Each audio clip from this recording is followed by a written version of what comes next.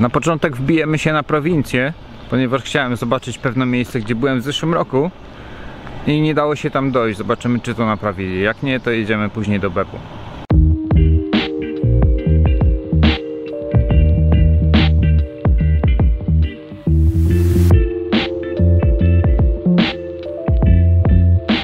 W międzyczasie, przejeżdżając tutaj, zauważyłem, że Mikan już się pojawił.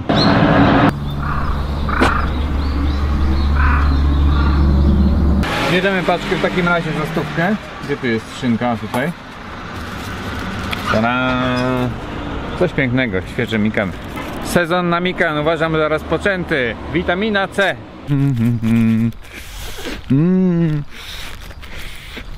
Nie czuć przez folię.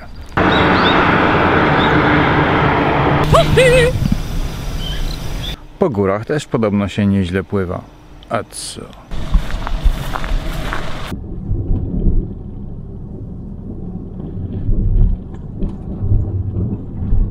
Niektórzy może z Was pamiętają, z zeszłego roku byliśmy tutaj. Niestety nadal nie naprawili zejścia do kanionu Ufogała. Szkoda, bardzo fajny tam może być, ale z drugiej strony zobaczmy, jak to wygląda z góry.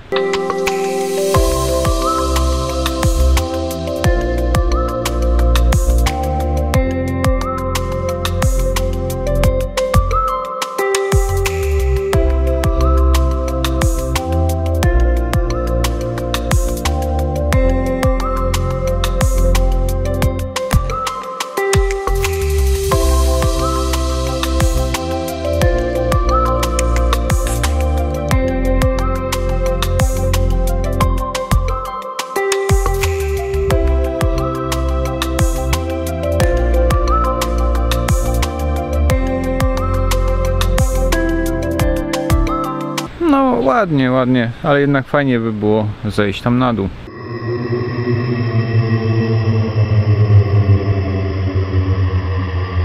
Tutaj jakąś kabliczkę voodoo urządzili, widzę.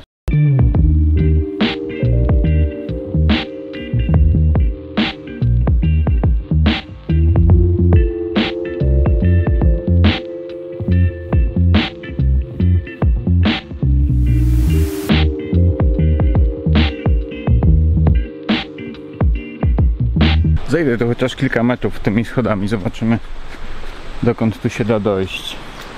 Teren dosyć mocno opanowany przez modiszki oraz pająki. Ale tutaj zauważyłem teraz małą walkę pomiędzy...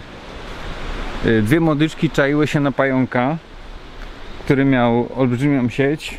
W tą sieć złapał się szerszeń, ale udało mu się uwolnić. Interesujące, w sumie to jest ciekawe, że często mam zamiar odwiedzić kilka miejsc i nagle zatrzymam się w jakimś jednym miejscu i czas upływa tak błyskawicznie, bo coś mnie zafascynuje w danym momencie. Kawałeczek tylko da się zejść, bo na końcówka niestety jest uszkodzona, to samo już zejście na samo dno. Szkoda olbrzymia, oczywiście.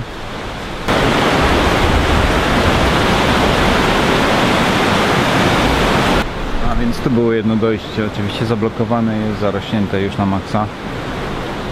Tutaj jakieś są kamienie, wyglądają jak jakieś nagrobne.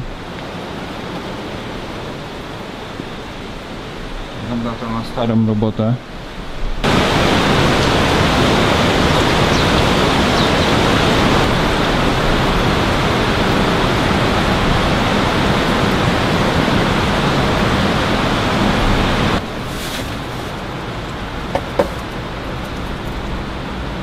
Tam jest zamknięte wejście na dół, też kolejne, więc tylko tu można dojść. No szkoda, olbrzymia szkoda oczywiście, że nadal tego nie naprawili jeszcze, a już minął ponad rok przecież.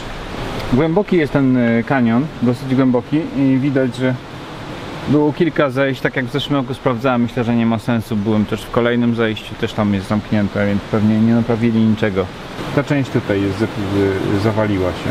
To jest ten mostek dotknięty dojście i tutaj ten mostek został. Szkoda, no. Ale to pokazuje, że wiecie, no bardzo mało turystów tak naprawdę już tutaj dociera. To jest głęboka prowincja. Japończyków młodych wiele stąd wyjechało, opuściło ten teren, nie ma ich, więc generalnie no, nie opłaca im się chyba inwestować, tak mi się wydaje, i dlatego tego nie naprawili jeszcze. W przeciwnym wypadku pewnie by już to zrobili dawno. Ta część prezentuje się niesamowicie skrócie, jak to jest głęboko. Tutaj woda leje się z lewej strony, tam dalej.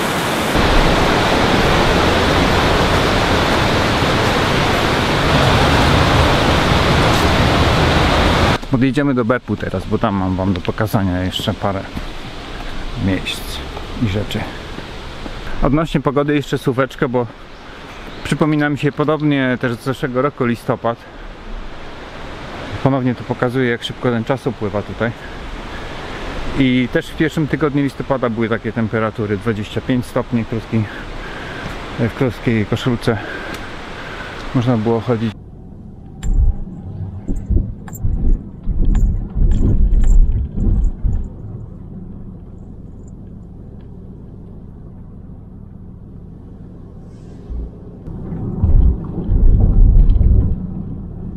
Jadę teraz przez góry do Beppu i akurat tutaj w jednym miejscu zauważyłem, jest hodowla grzybów shiitake.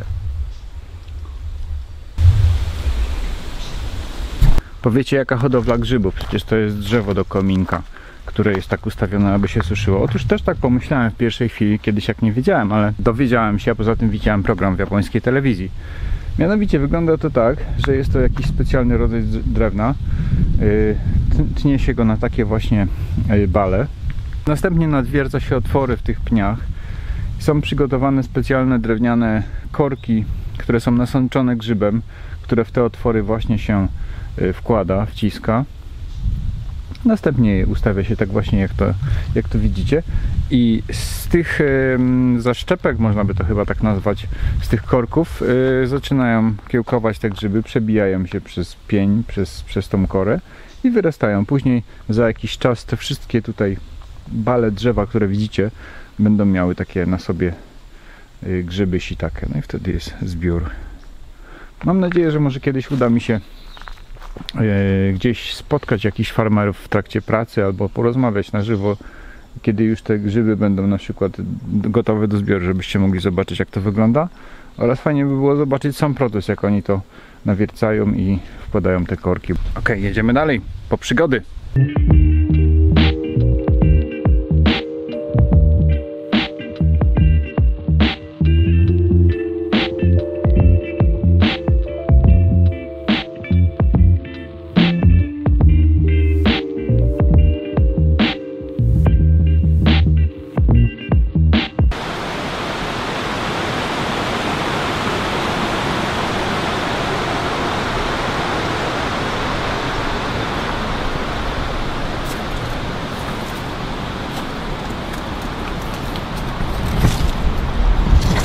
Skoro już jestem tutaj w takiej części Beppu, gdzie nigdy nie byłem, czyli na samej górze, podobno jest tutaj jakiś wodospad.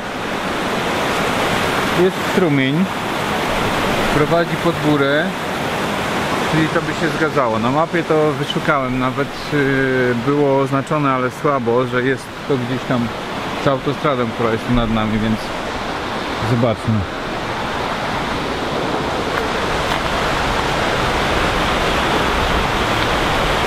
Jest strumień, strumień wolna.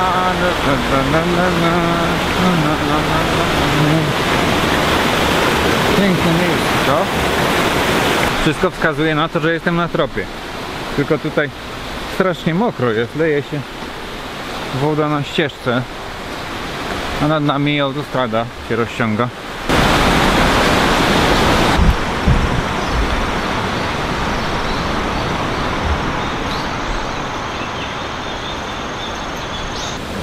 Płynie strumień również ścieżką. Co to za owoc? Droga do tego wodospadu nie jest najłatwiejsza. Tutaj w ogóle luźne skały leżą sobie. Tak jakby ktoś się tu wysypał przed chwilą. Mam nadzieję, że jest piękny widok na miejscu, że warto było tutaj.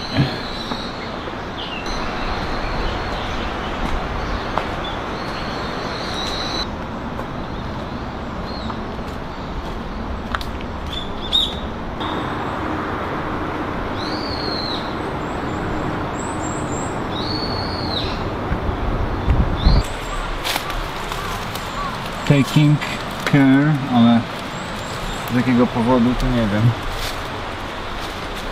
Więc krótko mówiąc będziemy taking care, panie i panowie. A, tu jest jakaś jaskinia. Jama jakaś, ciekawe kto tam mieszka.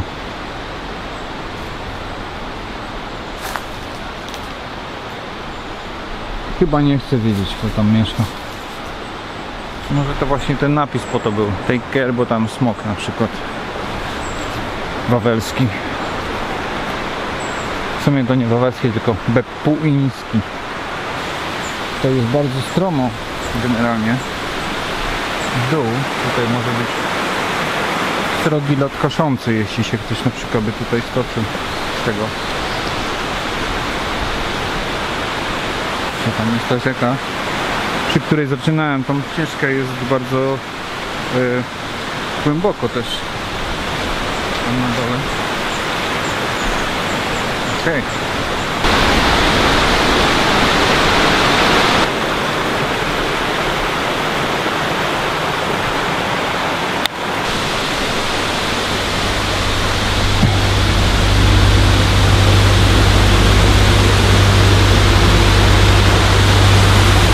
O wow, spójrzcie na to.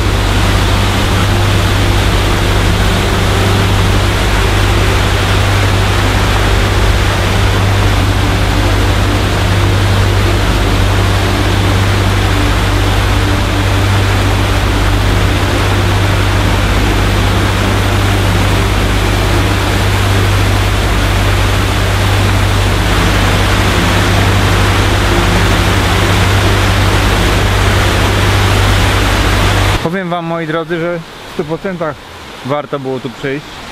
Spójrzcie na to. Coś niesamowitego. Bardzo wysoka jest ta skała.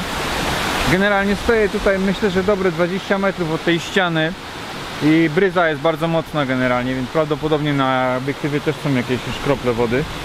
A tutaj wszędzie te skały, tam było ostrzeżenie, bo spójrzcie, tam jest skała z tej strony, która przez cały czas się obsuwa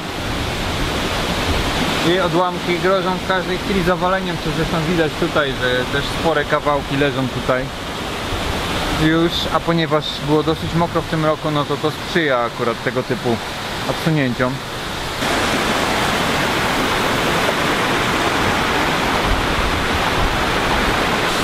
Okej, wystarczy wodospadu na dziś. Piękne. Czuję się wręcz jak Indiana Jones.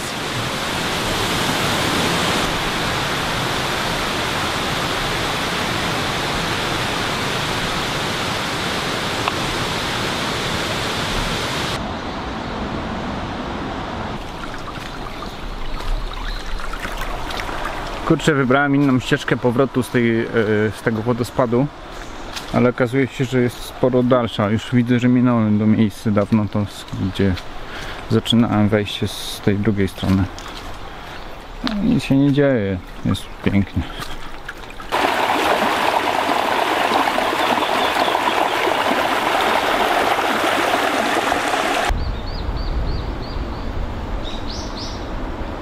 Tak, czyli wcześniej, tam gdzie zostawiłem auto, poszedłem w linii prostej wzdłuż tej rzeki, tego strumienia. A teraz wracając, ta droga prowadziła tam wzdłuż i tam doszedłem dopiero za zakrętem, dlatego idę teraz tędy, wracam. Nie ma nic straconego. I w tej chwili generalnie idąc w tą stronę są wysokie góry, wbijamy się w głąb lądu. Tutaj zjeżdżając w dół jest Beppu i morze. Już mniej więcej myślę, że macie jakieś rozeznanie. Tutaj generalnie zauważyłem, że cała ta góra jest bardzo mocno uwodniona, tak bym to nazwał. No to też jakieś zejście jest w dół do strumienia. Więc co się z tym wiąże? Ten cały grunt jest bardzo taki kruchy i sporo tych skał, sporo kamieni spada stamtąd generalnie.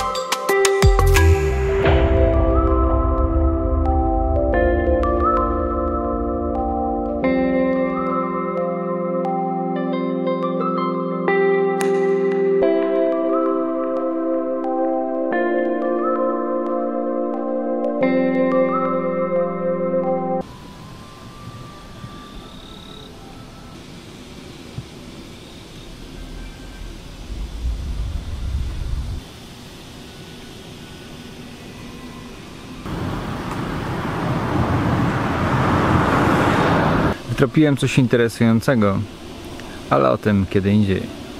Cześć.